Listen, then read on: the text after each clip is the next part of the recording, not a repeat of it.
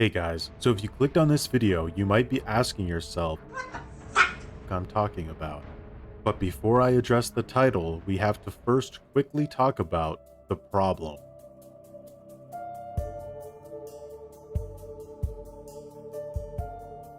So recently the queue numbers in Dead by Daylight were data mined. As you may have imagined, the active queuing survivor numbers compared to the killer numbers are of course disproportionate. However, the divide was pretty insane and quite alarming. Pixelbush brought this up on Twitter, and as it goes, it blew up quite a bit as it's sort of a hard pill to swallow, but also because the math can maybe be a bit misleading.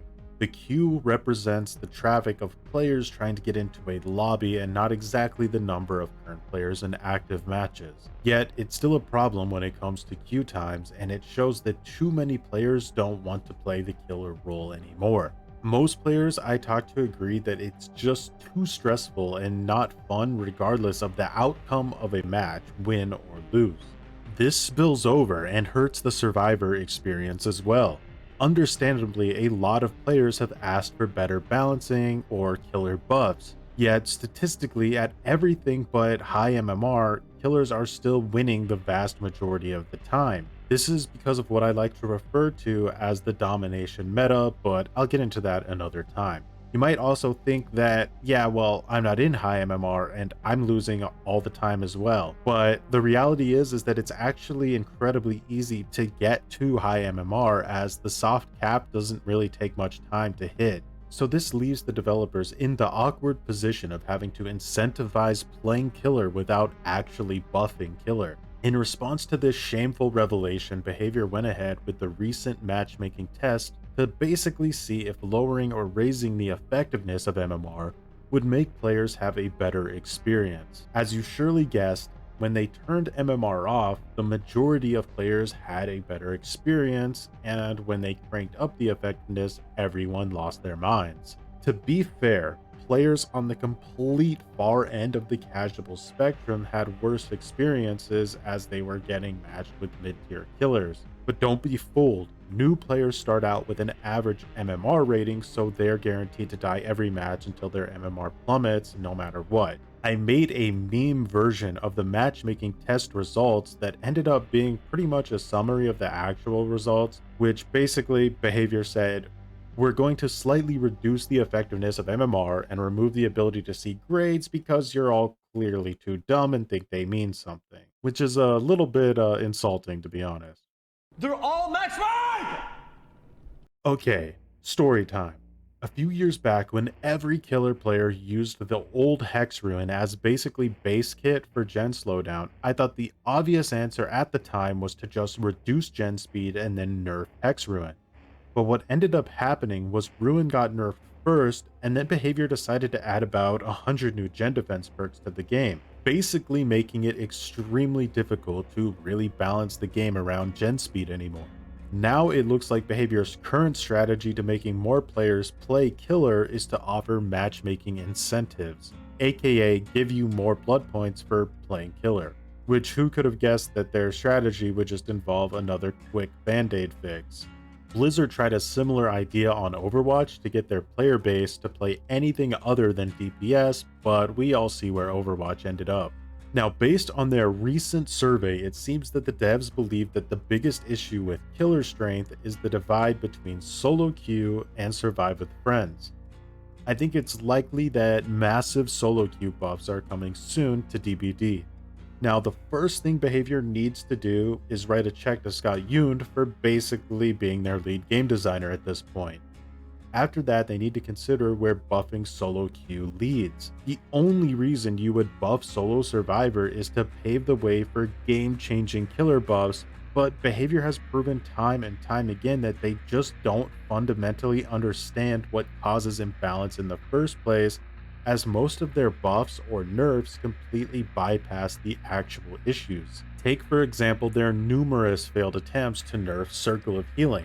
Behavior, Patrick, NHL, please understand that the four horsemen of the asymmetrical apocalypse are on the horizon, and dragging your feet with DBD and basically being directionless has the real possibility of irreversibly damaging your game. As Matthew Cote said in the past, your licenses are extremely expensive. If you lose so many players that you can't afford those licenses anymore, you'll risk losing them too, along with a huge chunk of your player base. So they have to finally make the choice to either turn Dead by Daylight into a Pro League MLG 420 esport, or they need to accept that the game is better off made for fun. It'll be competitive no matter what, but balance wise, they need to choose a direction. And look, the most important aspect of all of this is that DBD is stale. The meta has barely changed in years. The objectives to win actually became significantly less interesting for both sides, and there's just nothing fresh going on. It's desperately in need of a substantial shakeup.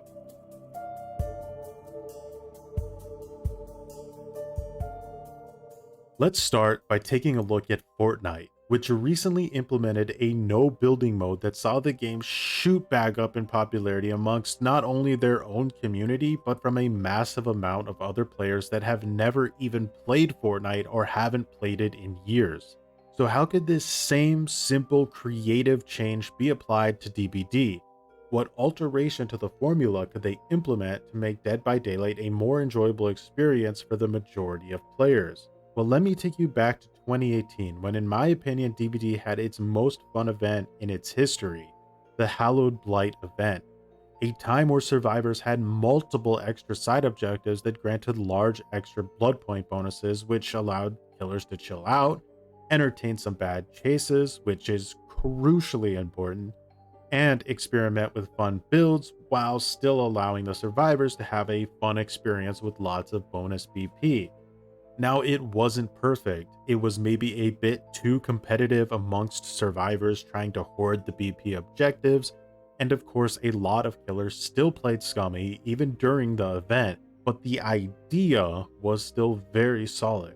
If you consider the reality of DBD, the solidified, boring meta perks, not only terrible map design, but also loop design that just keeps getting worse somehow, RNG insanity, enormous disparities between killer strength, and the infinite separation of Survive with Friends and solo queue, how do you, as a developer, approach that in a realistic way without just throwing in the towel and announcing Dead by Daylight 2 on the Unreal Engine 5?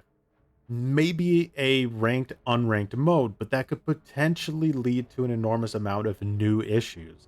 As anytime a developer is making separate modes, it doubles the amount of effort needed to support the game, it splits the player base, and everyone is going to prefer the mode that gives them the better chance of winning on their preferred role. That's where this concept of a heist themed change comes into mind. Allow the survivors to gauge their own chances of survival. How much time do they commit to gens versus how much time do they commit to optional side objectives that offer these large rewards? A sweaty Survive with Friends versus a non-meta Sadako can now be a way more interesting match.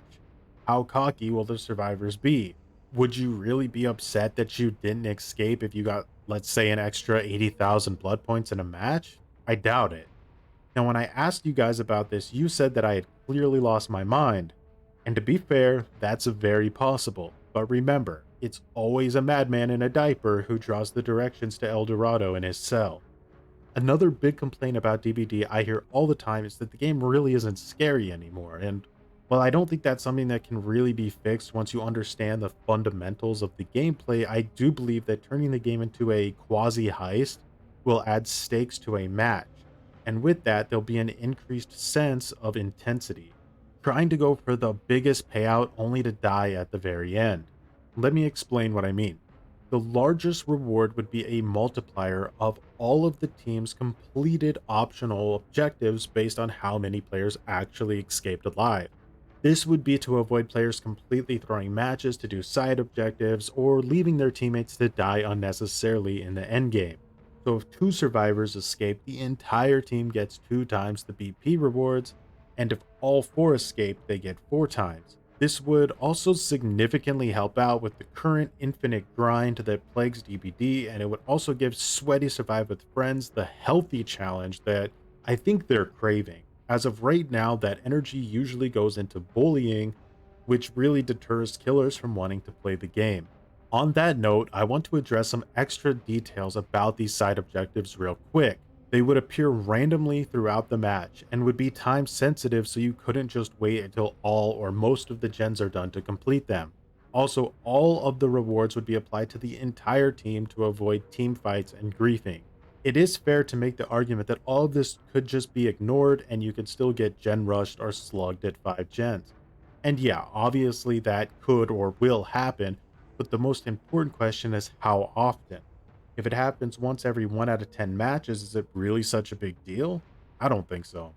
Being uber competitive in a non-competitive environment is pretty cringe and is not going to be seen as a sign of skill.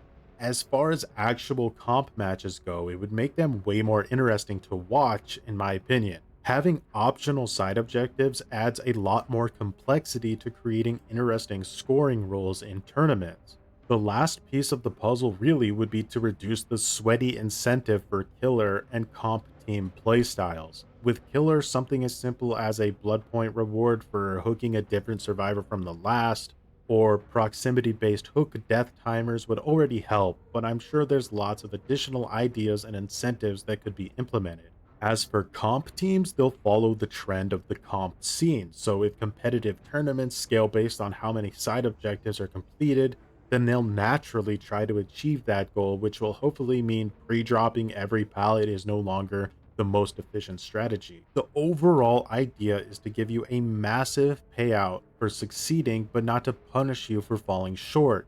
You would still get rewarded for trying. Something that does not currently happen with SBMM, where you're severely punished anytime you don't come in meta'd out of your mind.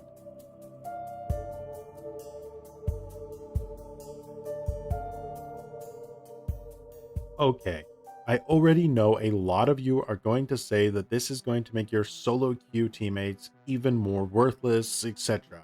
And you're definitely not wrong. This will make escaping in solo queue significantly less likely, especially at first. But this idea is meant to basically start the transition of trying to make DBD fun focused again, and that can't be done overnight. There's a very esporty culture that has formed around Dead by Daylight, and MMR only emboldened that culture, so there's no shortcuts to fixing that. I know this idea is kinda out there and really changes DBD in a significant way, but like I said before, if you can't change DBD to be a more casual and chase-focused game, then you're pretty much saying it just needs to be better balanced. And at the end of the day, balancing means meta, even if it's a new one. Tryharding, optimizing, efficiency, skill-based matchmaking, ideally a version that actually worked. Just things that no DBD player seems to enjoy. Anytime Dead by Daylight makes that competitive shift, it honestly looks to me like it damages the overall state of the game. We all have that thought in our head of having a fun DBD match, but when we get on the game and actually play it, the reality is too often very disappointing or just boring. Whereas the idea here is to be able to hop on the game, try out new interesting builds on whichever role we prefer, get rewarded, and just have fun messing around or trying to obtain our personal goals. That's why Dead by Daylight becoming this quasi heist game is my pitch for saving it, or at least pushing it in a positive direction. However, I'm sure you all have plenty of ideas as well, and I'm always genuinely curious to read the discussions in the comments. So as always, thanks for watching and have a good one.